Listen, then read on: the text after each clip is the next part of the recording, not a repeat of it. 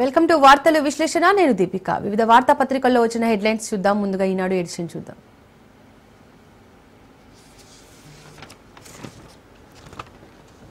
Cyber ముప్పు ఈ ఏడాది చివరికల్లా 20,000 కోట్లు కొల్లగొట్టే అవకాశం. సైబర్ నేరాల విస్తృతిపై క్లౌడ్ సెక్ సంస్థ అంచనా.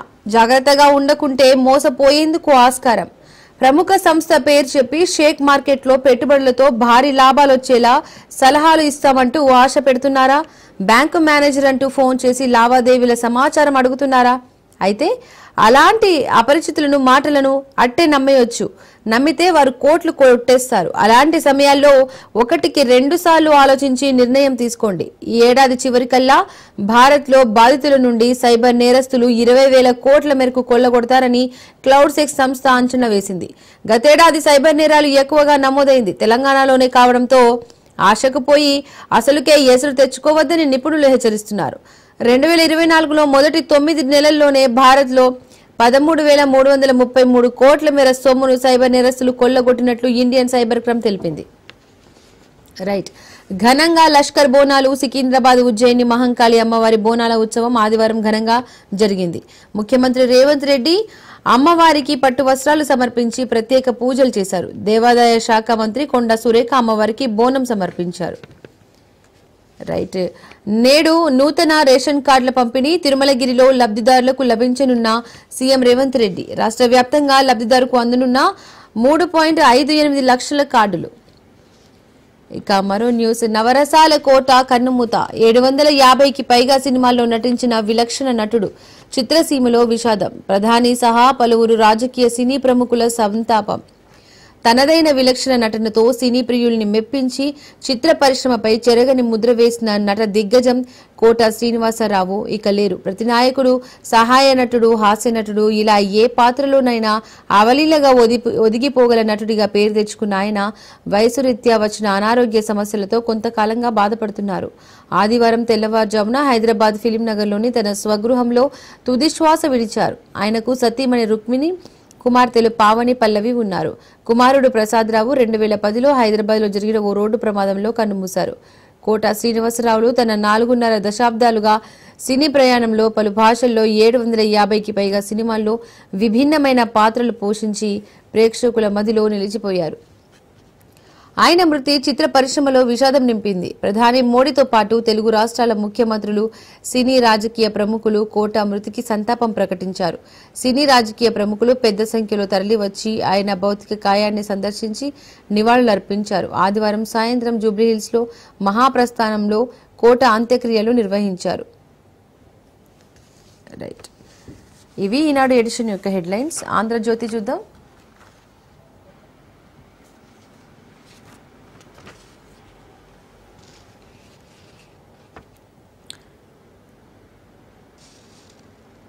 కవిత ఇంటూ మల్లన్న. ఎమ్మెల్సీ తీన్మార్ మల్లన్న ఆఫీస్పై దాడి. కల్వకుంట్ల కవితపై మల్లన్న వ్యాఖ్యలతో జాగృతి కార్యకర్తల ఆగ్రహం. కార్యాలయం అద్దాలు, ఫర్నిచర్ ధ్వంసం. మల్లన్నపైకి దూసుకెళ్లేందుకు ప్రయత్నం. అడ్డుకున్న గన్మ్యాన్, కార్యాలయ సిబ్బంది. తీవ్ర తోపులాట జరిగింది. పలువురికి గాయాలయ్యాయి. గన్మ్యాన్ కాల్పులు. ఇరు వర్గాలపై కేసులు. జాగృతి కార్యకర్త ఒకరికి ఆసుపత్రిలో చికిత్స. నాపై హత్యాయత్నం చేయించిన కవిత, ఆమె ఎమ్మెల్సీ సభ్యత్వాన్ని రద్దు చేయాలంటున్న మల్లన్న. అనర్హుడిగా ప్రకటించాలి. ఎమ్మెల్సీ మల్లన్నపై మండలి చైర్మన్ కు కవిత ఫిర్యాదు చేశారు. నన్నే ఇలా అంటే సాధారణ మహిళల పరిస్థితి ఏంటి? దీనిపై సీఎం రేవంత్ రెడ్డి స్పందించకుంటే మల్లన్నతో ఆయనే మాట్లాడించినట్టు భావించాల్సి వస్తుంది. నిరసన తెలిపితే కాల్పులు జరుపుతారా అంటున్నారు కవిత. మల్లన్న, ఆయన గన్మ్యాన్ పై హత్యాయత్నం కేసు పెట్టాలి. డీజీపీ కార్యాలయంలో ఎమ్మెల్సీ కవిత ఫిర్యాదు. కవితపై తీన్మార్ మల్లన్న వ్యాఖ్యల్ని ఖండిస్తున్నాం. ఆయన ఆఫీసుపై దాడి చేసి చట్టరీత్యా వ్యతిరేకమే అంటున్నారు మహేష్ కుమార్ గౌడ్. కవిత ఎపిసోడ్పై స్పందించడం బీఆర్ఎస్ పెద్దలు.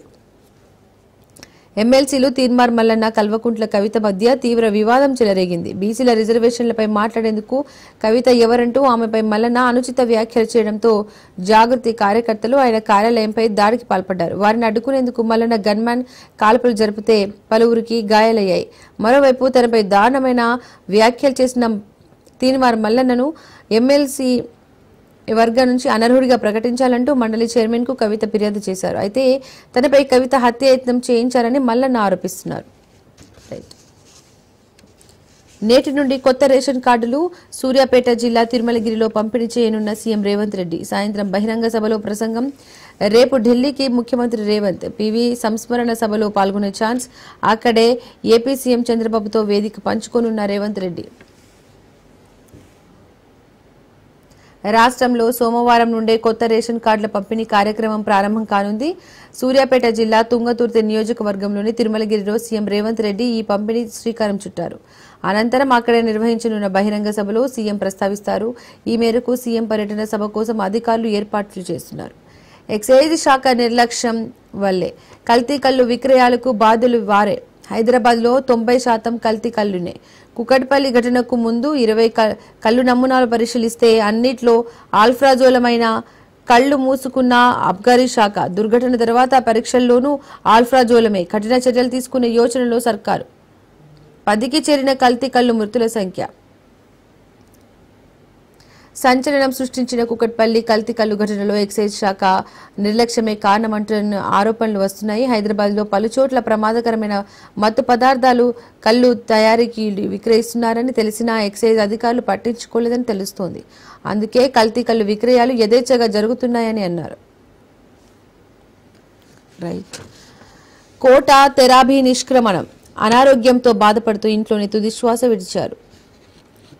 అద్భుత నటనతో ప్రేక్షకులను ఆకట్టుకున్న విలక్షణ నటులు. 4 దశాబ్దాల సినీ ప్రయాణం, 750కి పైగా చిత్రాల్లో నటన, కడసారి చూపునకు తరలివచ్చిన సినీ రాజకీయ ప్రముఖులు. ఆయన పార్థివ దేహాన్ని చూసి కన్నింటి పర్వతమైన తోటి నటులు. ప్రధాని మోడీ, సీఎం రేవంత్ రెడ్డి సహా పలువురికి నివాళులు. కోట భౌతికాయానికి చంద్రబాబు, పవన్ పుష్పాంజలి.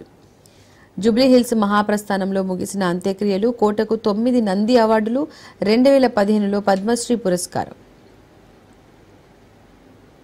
హస్తమైన, హడలెత్తించే విలనిజమైన, భావోద్వేగమైన, భయపెట్టే డైలాగ్ అయినా, పాత్ర ఏదైనా, మాండలికమేదైనా, చెటకారం, కపటత్వం, మంచితనం, మమకారం అన్నింటినీ అలవోకగా పలికించే విలక్షణ నటుడు కోట శ్రీనివాసరావు ఇక లేరు. రంగస్థలంపై తన నట జీవితాన్ని ప్రారంభించిన ఆయన వెండితెరపై 4.5 దశాబ్దాల పాటు వెలిగి 8-10 వయసులో జీవన రంగస్థలం నుండి శాశ్వతంగా నిష్క్రమించారు. దాదాపు 750 సినిమాల్లో తనదైన నటనతో తెలుగు ప్రేక్షకుల హృదయాల్లో చెరగని ముద్ర వేసిన కోట కొంతకాలంగా అనారోగ్యంతో బాధపడుతూ మరణించారు. విద్యకు 15,396 కోట్ల రుణం. ఏడీబీ, ఏఐఐబి నుండి సేకరణకు సర్కారు ఏర్పాట్లు. యంగ్ ఇండియా గురుకులాల నిర్మాణం. విద్యార్థులు, టీచర్లకు శిక్షణ కోసం 5,000 కోట్లు. బదుల్లో మౌలిక సదుపాయాలు 10,396 కోట్లు. సుస్థిర అభివృద్ధి లక్ష్యాల కార్యక్రమం కింద చర్యలు. విదేశాంగ శాఖ, నీతి ఆయోగ్తో చర్చలు. రుణ సేకరణకు అనుమతుల కోసం విజ్ఞప్తి. రాష్ట్రంలో విద్యా సంస్థలను బలోపేతం చేయడంపై ప్రభుత్వం ప్రత్యేకంగా దృష్టి సారించింది. అందులో భాగంగా యంగ్ ఇండియా సమీకృత రెసిడెన్షియల్ స్కూళ్ల నిర్మాణం, టీచర్లకు శిక్షణతో పాటు ఉన్నత విద్యా సంస్థల్లో మౌలిక సదుపాయాలను కల్పించాలని నిర్ణయించింది. ఇందుకోసం సుస్థిర అభివృద్ధి లక్ష్యాలు కార్యక్రమం కింద ప్రత్యేకంగా 15,390 కోట్లు రుణంగా తీసుకున్నట్లు తెలిపింది. రైట్. ఇది ఆంధ్రజ్యోతి ఎడిషన్. సాక్షి ఎడిషన్ చూద్దాం.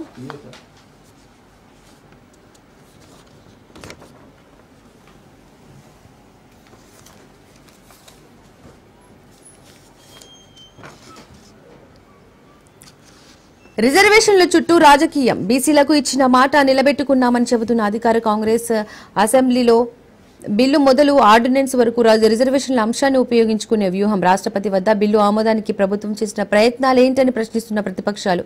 అఖిల పక్షాన్ని ప్రధాని వద్దకు ఎందుకు తీసుకెళ్లడం లేదని నిలదీస్తున్న వైనం. బలహీన వర్గాలను మోసం చేసే ఎత్తుగడే అంటున్న బీఆర్ఎస్. చట్టబద్ధత కావాలని డిమాండ్. రాష్ట్రపతి వద్ద బిల్లు పెండింగ్ లో ఉండగా ఆర్డినెన్స్ తేవడం బీసీలకు ఏమార్చడానికేనంటున్న బీజేపీ. ఆర్డినెన్స్ ఆధారంగా జీవో ఇస్తే న్యాయపరంగా ఎలాంటి ఇబ్బందులు వస్తాయనేమోనని ఆందోళనలో బీసీలు. ఎవరికి వారే పైచేయి సాధించేందుకు కౌంటర్లు, ఎన్కౌంటర్లతో మొదలైన స్థానిక సంస్థల వేడి.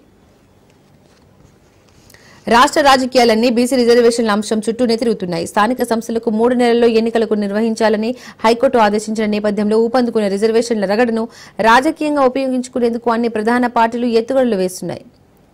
అయితే పార్టీల ప్రతివ్యూహాలు ఎలా ఉన్నాయి? ఈసారి స్థానిక ఎన్నికల్లో రిజర్వేషన్లు అమలు కాకుండా ఎక్కడ ఆగిపోతాయేమోనని ఆందోళన బీసీ సంఘాలు ఆయా వర్గాల ప్రజల్లో వ్యక్తమవుతోంది. మొత్తం మీద బీసీ రిజర్వేషన్ల అంశంలో రాజకీయ కౌంటర్లు, ఎన్కౌంటర్లు, కోర్టు కేసు వ్యవహారంలో భిన్నాభిప్రాయాల నేపథ్యంలో అసలు ఎన్నికల ప్రక్రియ ఎప్పుడు ప్రారంభమవుతుందో తెలియకుండానే రాష్ట్రంలో స్థానిక వేడి మొదలు కావడం గమనార్హం. అధికార పార్టీ ఏమనుకుంటుందంటే రాహుల్ గాంధీ అందిపుచ్చుకున్న దేశవ్యాప్త నినాదంతో సామాజిక న్యాయం చేస్తున్నామని చెప్పుకునేందుకు తెలంగాణ కాంగ్రెస్ ప్రయత్నిస్తోంది.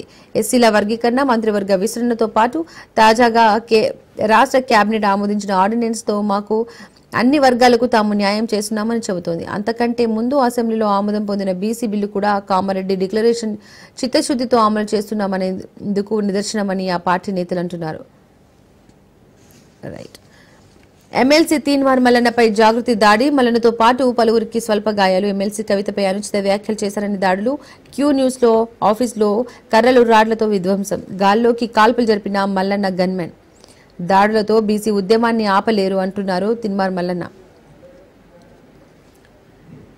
ఎమ్మెల్సీ తీన్మార్ మల్లన్న అలియాస్ చింతపండు నవీన్ కు చెందిన క్యూ న్యూస్ కార్యాలయంపై బీఆర్ఎస్ ఎమ్మెల్సీ కల్వకుంట్ల కవితకు చెందిన తెలంగాణ జాగృతి కార్యకర్తలు దాడికి పాల్పడ్డారు. మేడ్చల్ జిల్లా మేడిగడ్డ పోలీస్ స్టేషన్ పరిధిలోని క్యూ న్యూస్ ఆఫీసులో ఆదివారం ఉదయం 11:30 సమయంలో సుమారు 20 మంది కర్రలు, రాడ్లతో దూసుకొచ్చి ఛానల్ సిబ్బందిపై దాడి చేస్తూ విధ్వంసం సృష్టించారు. అక్కడే ఉన్న మల్లన్నపై కూడా దాడికి ప్రయత్నించారు. కార్యాలయంలోని ఫర్నిచర్, ఇతర వస్తువులు ధ్వంసం చేశారు. వారిని అదుపు చేసుకునేందుకు మల్లన్న గన్మెన్లు గాల్లోకి 5 రౌండ్లు కాల్పులు జరిపారు. ఈలోపు మల్లన్న మేడిగడ్డ పోలీసులకు సమాచారం ఇవ్వడంతో వారు ఘటనా స్థలానికి చేరుకున్నారు. నిరసన తెలిపితే కాల్పులా అంటున్నారు కవిత. మల్లన్న వ్యాఖ్యలు ఆయనవేనా, ప్రభుత్వం చేయించిందా? తనపై మల్లన్న అనుచిత వ్యాఖ్యలపై ఎమ్మెల్సీ కవిత మండిపాటు. మల్లన్నపై మండలి చైర్మన్ గుత్తాతో పాటు పోలీసులకు ఫిర్యాదు. తాను మామూలు ఆడబిడ్డను కాదని అగ్గిరవ్వరని వ్యాఖ్య. ఎమ్మెల్సీ తీన్మార్ మల్లన్న తనపై చేసిన అనుచిత వ్యాఖ్యలపై ఎమ్మెల్సీ కల్వకుంట్ల కవిత తీవ్ర ఆగ్రహం వ్యక్తం చేశారు. మల్లన్నపై కఠిన చర్యలు తీసుకోవాలని ఆమె ప్రభుత్వాన్ని డిమాండ్ చేశారు. శాసన మండలి చైర్మన్ గుత్తా సుఖేందర్ రెడ్డి ఆదివారం కలిసిన కవిత మల్లన్న సభ్యత్వాన్ని రద్దు చేయాలని కోరారు. ఆయన వ్యాఖ్యలను ఎథిక్స్ కమిటీకి సిఫారసు చేయాలని వెల్లడించారు. మల్లన్నపై డీజీపీ కార్యాలయంలో కూడా ఆమె ఫిర్యాదు చేశారు. ఆయా చోట్ల కవిత మీడియాతో మాట్లాడారు. మల్లన్న తనపై చేసిన వ్యాఖ్యలకు కోపం వచ్చి కొందరు నిరసన వ్యక్తం చేశారని అన్నారు. Out patient plan, no tension. అనారోగ్యంతో డాక్టర్ దగ్గరికి వెళ్తే వ్యాధి నిర్ధారణ పరీక్షల తర్వాతే పరిష్కారం సూచిస్తుందంటున్నారు. కన్సల్టెంట్స్, డయాగ్నోస్టిక్స్ ఛార్జీలు, మందులు కలిపి ఎంత లేదన్నా 2,000 నుండి 5,000 మధ్య ఖర్చు చేయాల్సిందే. జీవనశైలి వ్యాధులు, వైరల్ ఫీవర్లు, ఇన్ఫెక్షన్లు పెరిగిపోయిన తరుణంలో అవుట్ పేషెంట్ డిపార్ట్మెంట్ కవరేజీ తదితర అంశాలపై ప్రత్యేక కథనం.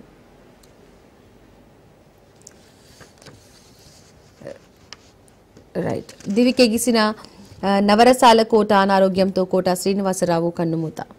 రైట్. ఇవి సాక్షి ఎడిషన్ యొక్క హెడ్లైన్స్. కొన్ని అప్డేట్స్ చూద్దాం. 26 నుండి ఏపీ సీఎం సింగపూర్ పర్యటన. పెట్టుబడుల ఆకర్షణే లక్ష్యంగా ఏపీ సీఎం చంద్రబాబు నేతృత్వంలో మంత్రులు, అధికారుల ప్రతినిధి బృందం ఈ నెల 26 నుండి 30 వరకు సింగపూర్లో పర్యటించనుంది. పట్టణ ప్రణాళిక, నగర సుందరీకరణ, గార్డెనింగ్, ఓడరేవులు, ఇతర లాజిస్టిక్స్, మౌలిక సదుపాయాలు, భవిష్యత్ సాంకేతికత వంటి రంగాల్లో ఆ దేశ సహకారం తీసుకోవాలని ఉన్న అంశాలపై అక్కడి రాజకీయ, సాంస్కృతిక, వ్యాపార ప్రతినిధులతో ఈ బృందం సంప్రదింపులు జరుపుతుందని ప్రభుత్వం ఉత్తర్వుల్లో పేర్కొంది. మంత్రులు లోకేష్, నారాయణ, టీజీ భరత్ తదితరులు సీఎం వెంట సింగపూర్ వెళ్తున్నారని వెల్లడించింది.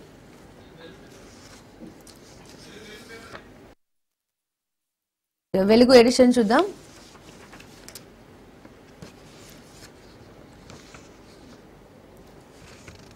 బోనమెత్తిన లష్కర్. అట్టహాసంగా ఉజ్జయిని మహంకాళి బోనాల జాతర. అమ్మవారికి పట్టు వస్త్రాలు సమర్పించిన సీఎం రేవంత్ రెడ్డి. బోనాలు సమర్పించిన మంత్రులు పొన్నం ప్రభాకర్ దంపతులు, కొండా సురేఖ అమ్మవారిని దర్శించుకున్న డిప్యూటీ సీఎం భట్టి, మంత్రులు సీతక్క, అడ్లూరి లక్ష్మణ్, హర్యానా గవర్నర్ దత్తాత్రేయ, కేంద్ర మంత్రి కిషన్ రెడ్డి. తెల్లవారుజాము నుండే భక్తులు క్యూ లైన్లు. ఇయ్యాల రంగం. నెత్తిన బోనమెత్తి వచ్చిన ఆడబిడ్డలు అమ్మవారిని దర్శించుకునేందుకు వచ్చిన భక్తులతో లష్కర్ పరిసర ప్రాంతాలు కిక్కిరిసిపోయాయి. సికింద్రాబాద్, ఉజ్జయిని మహంకాళి బోనాలు ఆదివారం అంగరంగ వైభవంగా జరిగాయి. బోనాల పండుగను పురస్కరించుకుని ఆలయాన్ని అధికారులు రంగురంగు పూలతో అందంగా అలంకరించారు. పూజారులు తెల్లవారుజామునే అమ్మవారికి మహామంగళ హారతి ఇచ్చారు. ఆలయ ధర్మకర్త సురటి కుటుంబ సభ్యులు తొలి బోనం సమర్పించగా ఉదయం 4:10 హైదరాబాద్ జిల్లా ఇన్ఛార్జ్ మంత్రి పొన్నం ప్రభాకర్ దంపతులు ప్రభుత్వం తరపున అమ్మవారికి బోనం సమర్పించారు. అనంతరం భక్తులకు అనుమతినిచ్చారు. తీన్మార్ మల్లన్న ఆఫీస్పై జాగృతి కార్యకర్తల దాడి, ఫర్నిచర్ అద్వాలు ధ్వంసం, అడ్డుకున్న స్టాఫ్ గన్మ్యాన్లపై అటాక్. కల్వకుంట్ల కవితపై అనుచిత వ్యాఖ్యలు చేశారంటూ ఆందోళన. గన్మ్యాన్ చేతిలోంచి గన్ లాక్కునే యత్నం. మల్లన్న గది తలుపులను బద్దలు కొడుతుండగా గాల్లోకి 6 రౌండ్లు కాల్పులు జరిపిన గన్మ్యాన్. తోపులాటలో తీన్మార్ మల్లన్న చేతికి గాయం. పోలీసుల అదుపులో ప్రధాన నిందితులతో పాటు మరో 2. ఇరు వర్గాలు ఫిర్యాదులు, కేసులు నమోదు. నన్ను చంపాలని చూస్తారా, ఇక చూసుకుందామంటున్నారు తీన్మార్ మల్లన్న. మా బీసీల ఉద్యమంతో మీకేం సంబంధం? కల్వకుంట్ల కవితపై తీన్మార్ మల్లన్న ఫైర్. కంచం పొత్తు, మంచం పొత్తు అనేది తెలంగాణలో ఊతపదం. కంచం పొత్తు అంటే తినడం, మంచం పొత్తు అంటే వియ్యం ఇచ్చుకోవడం. నా వ్యాఖ్యలకు కట్టుబడే ఉన్నానని వెల్లడించారు. ఆడబిడ్డను కాదు అగ్గిరవ్వని అంటున్నారు కవిత. నా వెంట లక్షలాది మంది ఉన్నారు. శాంతియుత నిరసన చేస్తే కాల్పులు జరుపుతారా? బీసీల గొంతుకని నిలిచిన వారి కోసం 2 ఏళ్లుగా పోరాడుతున్న మల్లన్నను ఎమ్మెల్సీ పదవి నుండి సస్పెండ్ చేయాలని డిమాండ్ చేస్తున్నారు. మంత్రి చైర్మన్ కు డీజీపీ ఆఫీసులో ఫిర్యాదు చేశారు కవిత. అమ్మో ఏపీకే ఫైల్ క్లిక్ చేస్తే ఖాతా ఖాళీ. పీఎం కిసాన్, ఎస్బీఐ రివార్డుల పేరుతో లింకులు పంపుతున్న కేటుగాళ్లు ఏపీకే ఫైల్ షేర్ చేస్తారు.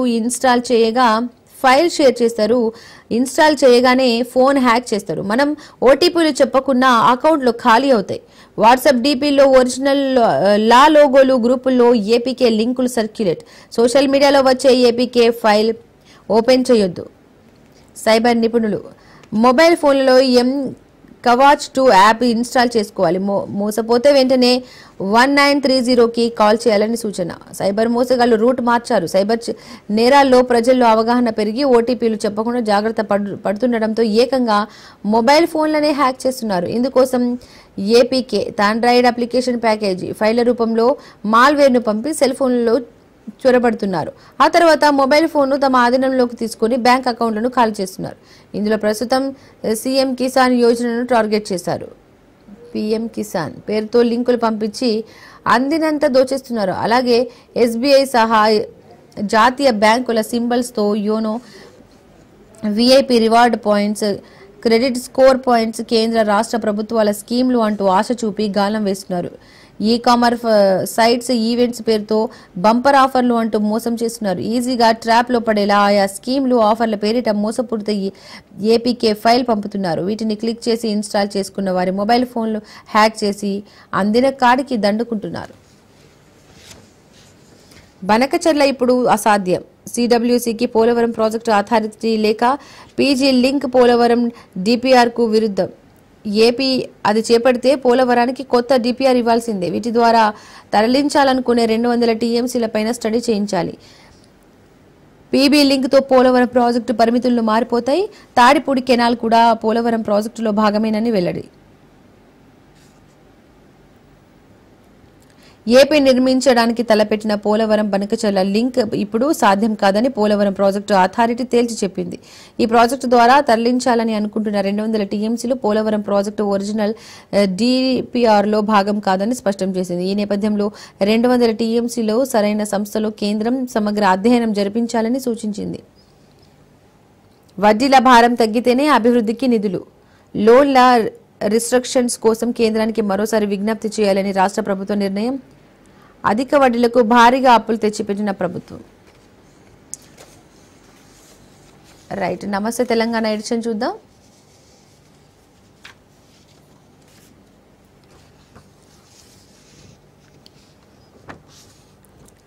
నాడు కాలువల్లో నీళ్లు నేడు కన్నీళ్లు. రేవంత్ రెడ్డి ఏ నీళ్ళిస్తావో ఇవ్వు.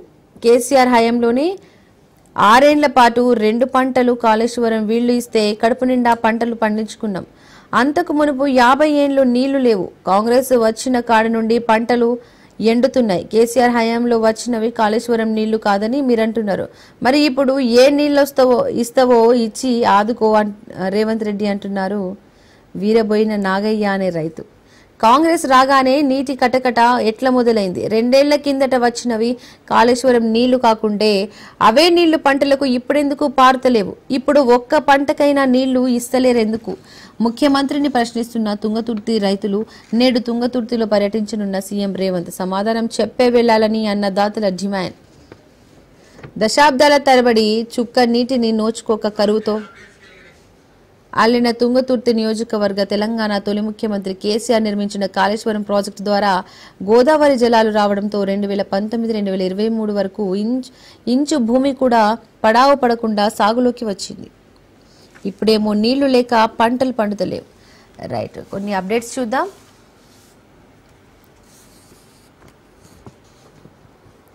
ఉల్ఫాపై భారత్ సర్జికల్ స్ట్రైక్. మయన్మార్లోని శిబిరాల లక్ష్యంగా డ్రోన్ దాడులు, 3 సీనియర్లను కోల్పోయిన ఉల్ఫాయ్. 19 మందికి గాయాలైనట్లు ప్రకటన ఖండించిన భారత సైన్యం. ఈశాన్య ప్రాంతంలోని వేర్పాటువాద గ్రూపులపై భారత సైన్యం సర్జికల్ స్ట్రైక్ దాడులకు దిగింది. మయన్మార్లోని తమ శిబిరాలపై భారత సైన్యం డ్రోన్ క్షిపణి దాడులు చేసినట్టు నిషేధిత ఉల్ఫాయ్ ఆదివారం ప్రకటించింది. ఈ దాడిలో సీనియర్ నాయకులను కోల్పోయామని, దాదాపు 19 మంది గాయపడ్డారని వెల్లడించింది. మయన్మార్ సైన్యం సహకారంతో ఉల్ఫాయ్ స్థావరాలపై ఆదివారం తెల్లవారుజామున భారత సైన్యం డ్రోన్ దాడులు చేసినట్లు సమాచారం. భారత సరిహద్దులోని మయన్మార్లో నాగా స్వయం పాలిత ప్రాంతమైన హోయత్ బస్తీలోని ఉల్ఫాయ్ తూర్పు కమాండ్ ప్రధాన కార్యాలయం, వక్తం బస్తీలోని 779 శిబిరంతో పాటు మరో 2 శిబిరాలు లక్ష్యంగా 2 గంటలకు పైగా దాడులు జరిగాయి. ఈ దాడులకు 300లకు పైగా డ్రోన్లను వినియోగించినట్టు తెలిసింది. ఈ దాడుల్లో ఉల్ఫాయ్ అగ్ర కమాండర్ నయన్ మేది అలియాస్ నయన్ అసోం మరణించినట్టు ఉల్ఫాయ్ తెలిపింది. పరేష్ బార్వార్ నేతృత్వంలోని నిషేధిత ఉల్ఫాయ్ సంస్థకు ఆయన కీలక వ్యూహకర్తగా, సైనిక శిక్షణుడిగా దిగాడు. అలాగే ఈ డ్రోన్ దాడిలో NSCNKకు చెందిన శిబిరాలు దెబ్బతిన్నాయి. కాగా నయన్ అసోం అంత్యక్రియలు నిర్వహిస్తుండగా తమ శిబిరంపై మరోసారి క్షిపణి దాడి జరిగిందని ఉల్ఫాయ్ పేర్కొంది. ఆ సమయంలో బ్రిగేడియర్ గణేష్ అసోం, కల్నల్ ప్రదీప్ అసోంను మరణించాలని ప్రకటించింది. ఈ దాడులకు ప్రతీకారం తీర్చుకుంటామని స్పష్టం చేసింది. మయన్మార్లోని కచిన్ ఇండిపెండెంట్ ఆర్మీ, నాగా తిరుగుబాటుదారులు, పాక్ గూఢాచర సంస్థ ISI, ఆఫ్ఘన్లోని ముజిహిద్దీన్లోని ఉల్ఫాయ్కి సంబంధాలు ఉన్నట్టు తెలుస్తోంది. కాగా మయన్మార్లోని నిషేధిత ఉల్ఫాయ్ శిబిరాలపై డ్రోన్ దాడులు చేయలేదని భారత సైన్యం ఆదివారం స్పష్టం చేసింది. ఉల్ఫాయ్ చేసిన ప్రకటనను భారత సైన్యం ఓ ప్రకటనలో ఖండించింది. మరో అప్డేట్. రేపు హస్తినాకు సీఎం రేవంత్ PV సంస్మరణ సభలో పాల్గొనే అవకాశం. ఏపీ సీఎం చంద్రబాబుతో వేదిక పంచుకోనున్న రేవంత్.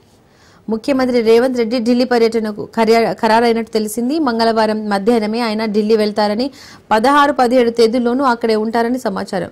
బీసీ రిజర్వేషన్ల అంశంపై కేంద్ర ప్రభుత్వ పెద్దలను కలవడంతో పాటు పార్టీ అధిష్టానంతో భేటీ కానున్నట్టు తెలిసింది. 15న సాయంత్రం ఢిల్లీలో జరిగే మాజీ ప్రధాని PV నరసింహారావు సంస్మరణ సభలో సీఎం పాల్గొనే అవకాశం ఉందని అధికార వర్గాలు తెలిపాయి. ఏపీ సీఎం చంద్రబాబు కూడా ఈ కార్యక్రమంలో పాల్గొనున్న నేపథ్యంలో ఇరు తెలుగు రాష్ట్రాల సీఎంలు ఒకే వేదికను పంచుకునే అవకాశం ఉంది. ఇక మరో అప్డేట్ చూద్దాం.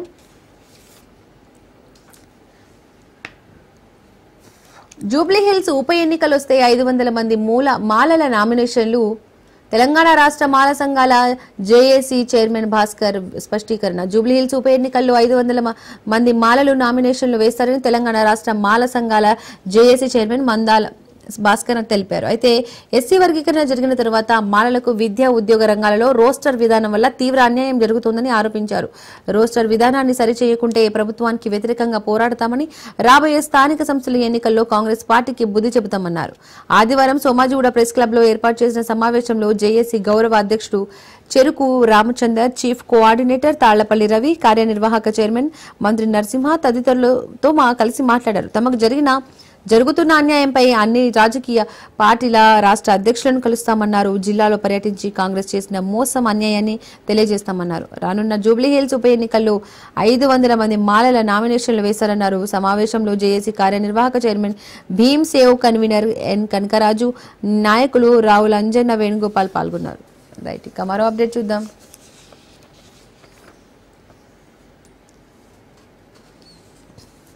ఐటీ కారిడార్ నిత్యం జామ్. పరిమితంగా ప్రజా రవాణా, వ్యక్తిగత వాహనాలే అధికం. కోకాపేట వరకు అందుబాటులో లేని మెట్రో. ఐటీ కారిడార్ హైదరాబాద్ ఆర్థిక వ్యవస్థకు కేంద్ర బిందువు. నిత్యం ఐటీ ఉద్యోగులు, ఇతర రంగాల నిపుణులు నగరం నలుమూలల నుండి రాకపోకలు సాగించే ప్రాంతం. అలాంటి ప్రాంతం నుండి ప్రజా రవాణా పరిమితంగా ఉండడంతో ఐటీ కారిడార్లో ట్రాఫిక్ జామ్తో ప్రజలు, ఉద్యోగులు ఇబ్బందులు పడుతున్నారు. ఈ ప్రాంతంలో వ్యక్తిగత వాహనాలు అత్యధికంగా ఉండడం, ప్రజా రవాణా వ్యవస్థలోని లోపాలు ఈ సమస్యను మరింత తీవ్రతరం చేస్తున్నాయి. ట్రాఫిక్ సమస్యలు, పరిమిత ప్రజా రవాణా సౌకర్యాలు ఉద్యోగుల జీవన నాణ్యతను, ఉత్పాదకతను దెబ్బతీస్తున్నాయి. సమర్థవంతమైన ప్రజా రవాణా వ్యవస్థ, స్మార్ట్ స్మార్ట్ ట్రాఫిక్ సొల్యూషన్స్ సహకార చర్యల ద్వారా ఈ సమస్యను పరిష్కరించడం సాధ్యమవుతుందని పట్టణ ప్రణాళిక నిపుణులు సూచిస్తున్నారు. అధికారులు పట్టించుకోవడం లేదు. ముఖ్యంగా ఐటీ హబ్ను మరింత సమర్థవంతంగా చేయాలంటున్నారు. రైట్, ఇక మరో అప్డేట్. అహ్మదాబాద్ విమాన దుర్ఘటన బాధిత కుటుంబీకుల నుండి బీమా క్లెయిమ్ల వెల్లడి. అహ్మదాబాద్ విమాన దుర్ఘటనలో బాధితులైన వారి కుటుంబీకుల నుండి బీమా క్లెయిమ్లు వెల్లువెత్తుతున్నాయి. గత నెల 12న లండన్కు బయలుదేరిన ఎయిర్ ఇండియా విమానం క్షణాల్లోని కుప్పకూలడంతో 241 మంది ప్రయాణికులతో పాటు విమానం కూలిన భవనం దగ్గర ఉన్న మరో 19 మంది మరణించిన విషయం తెలిసిందే. ఈ నేపథ్యంలోనే ప్రమాదవశాత్తు మరణం, బ్యాగేజీ నష్టం, హోటల్ బుకింగ్, ప్రయాణాల రద్దు రూపంలో బీమా కంపెనీలకు పలు రకాల క్లెయిమ్లు వచ్చాయి. కిసాన్ క్రెడిట్ కార్డులు సహా ప్రయాణ, వ్యక్తిగత ప్రమాద, జీవన బీమా వంటి విభాగాల్లోనూ క్లెయిమ్లు వచ్చాయని కంపెనీలు చెబుతున్నాయి. ప్రయాణ బీమా, వ్యక్తిగత ప్రమాద బీమా కింద ఎక్కువ క్లెయిమ్లు వచ్చాయి. వీటిలో ప్రమాదవశాత్తు మరణం, ప్రయాణాల రద్దు, బ్యాగేజీ నష్టం, హోటల్ బుకింగ్స్ రద్దు వంటివి ఉన్నాయి. బాధితులకు సకాలంలో సెటిల్మెంట్ అందించేందుకు పనిచేస్తున్నాం. పాలసీదారులు, వారి కుటుంబాలకు ఈ కష్టకాలంలో అండగా ఉండడానికి కట్టుబడి ఉన్నామని ICICI Lombard head health products కార్యకలాపాల సేవలు ప్రియా దేశ్ముఖ్ పేర్కొన్నారు. వ్యక్తిగత ప్రమాదం, వస్తువుల రవాణాకు సంబంధించిన క్లెయిమ్లను స్వీకరించినట్టు బజాజ్ అలియంజ్ జనరల్ ఇన్సూరెన్స్ తెలిపింది. రోడ్డు, రైలు, వాయు, సముద్రం లేదా కొరియర్ ద్వారా రవాణా చేసే వస్తువులకు మెరైన్ కార్గో బీమా లభిస్తోంది. అయితే క్లెయిమ్ల సంఖ్యకు సంబంధించిన ఖచ్చితమైన వివరాలను ఎక్కువ శాతం బీమా సంస్థలు ఇవ్వడం లేదు. మృతుల కుటుంబాల నుండి క్లెయిమ్లు వస్తుండటమే ఇందుకు ప్రధాన కారణంగా చెబుతున్నాయి. వ్యక్తిగత ప్రమాదానికి సంబంధించి 7, గ్రూప్ పర్సనల్ యాక్సిడెంట్కు సంబంధించి 5 క్లెయిమ్లను సెటిల్ చేశామని న్యూ ఇండియా అస్యూరెన్స్ అధికారి వెల్లడించారు. కిసాన్ క్రెడిట్ కార్డు పథకం కింద 50,000 క్లెయిమ్లు పొందారు. బాధిత కుటుంబాల నుండి వచ్చిన క్లెయిమ్ల పరిష్కారాన్ని వేగవంతం చేస్తున్నామని బీమా కంపెనీల ప్రతినిధులు వెల్లడించారు. ఇప్పటికీ పలువురు బాధితుల్లో ఉన్నారని, ఏమైనా క్లెయిమ్లు ఉంటే వారిని సంప్రదిస్తామని, ఒక బాధితుడిని క్లెయిమ్ 3 గంటల్లోనే పరిష్కరిస్తామని Axis Max Life Insurance COO Manu Lavanya పేర్కొన్నారు.